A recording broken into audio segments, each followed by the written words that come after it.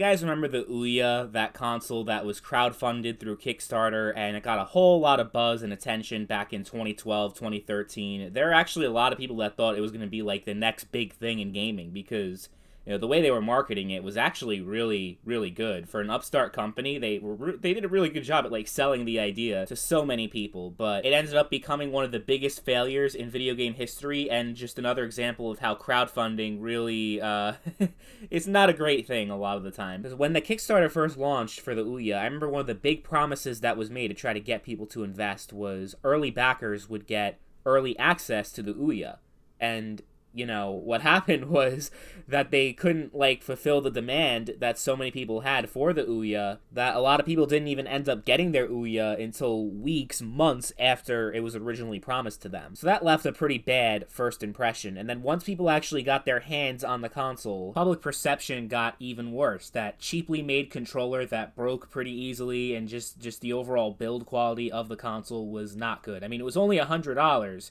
so in that way, you kind of get what you pay for, but even for a $100 console, it felt cheap. And, you know, the whole selling point of the Ouya was that you can play mobile games on a TV, right? That was, like, the entire identity of the Ouya console, except there's one big problem there. In 2013, there were very few games that actually, like, were console quality that were released on mobile. Even in 2023, that is the case.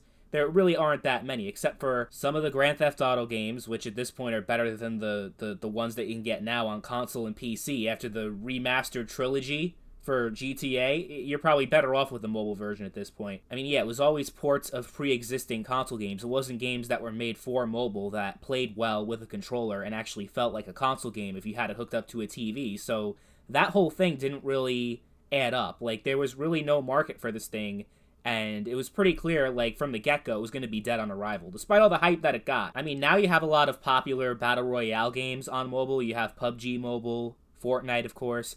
If they, like, somehow, let's say they released the Ouya in 2023 instead of 2013. This idea came out 10 years later. And they approached Epic Games and was like, we want to market this as, like, a very cheap console for Fortnite. And they just have Fortnite all over the advertising.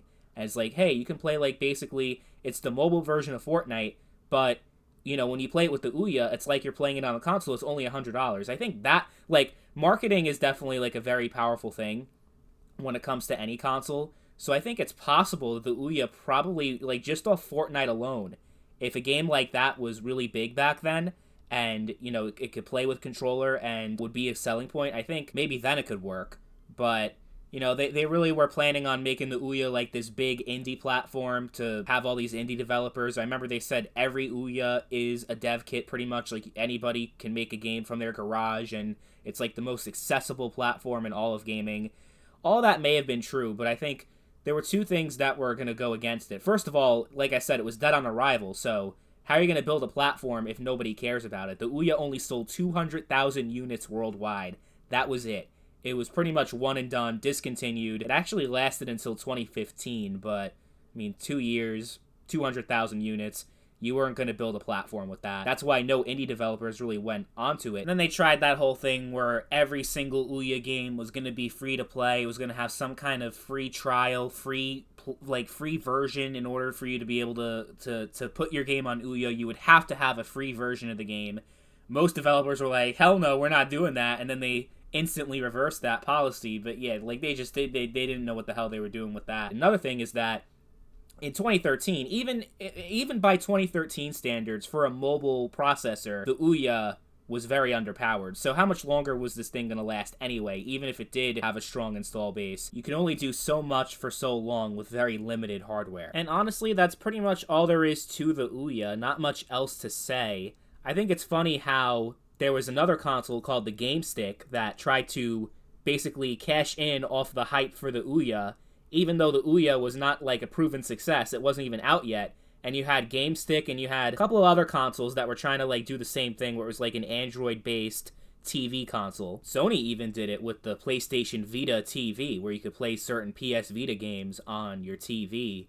And There was also the Nvidia Shield, and those two were definitely more successful, but they were more like niche products. They weren't trying to like take over the gaming world like Ouya was. But it's one of those failed consoles in video game history that actually was around for back then. I never owned an Ouya, but I remember when, like back in 2012, when the campaign was first launched, the Kickstarter campaign, everybody was talking about the Ouya. Everybody was hyping it up. It was like this huge thing that everyone was excited for. You would think that with the Ouya's failure that people would learn to not do crowdfunding for gaming projects. You think they would have learned that, but then there were other stuff after that. Remember the Coleco Chameleon? That was not even a console. Like, they didn't even have like a proof of concept.